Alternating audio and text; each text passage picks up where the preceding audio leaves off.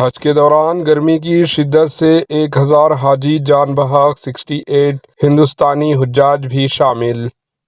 خبر رساں ایجنسی نے سفارتکاروں اور حاکم کے حوالے سے بتایا کہ جان بحق ہونے والوں میں کم از کم 600 مصری، 144 انڈونیشیائی، 68 ہندوستانی، 60 اردنی، 35 پاکستانی اور 35 دوسرے ملک اور 11 ایرانی اور 3 دوسرے ملک سے حاجی شامل ہیں۔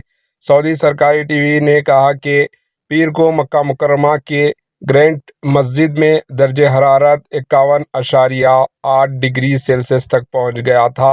سعودی عرب نے سرکاری طور پر جان بحق ہونے والوں کے بارے میں معلومات فراہم نہیں کی ہے، حالانکہ انہوں نے صرف اتوار کو ہی گرمی سے متاثر ہونے کے 2700 سے زائد واقعات رپورٹ کیے ہیں۔ اس سال 18 لاکھ افراد نے حج کا فریضہ انجام دیا۔ حج کے دوران درجہ حرارت 51.8 ڈگری سیلسیس سینٹی گریڈ تک پہنچ گیا تھا۔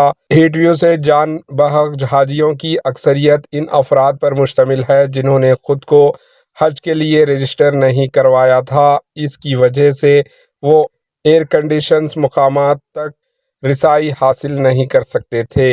Bureau report, AHN news.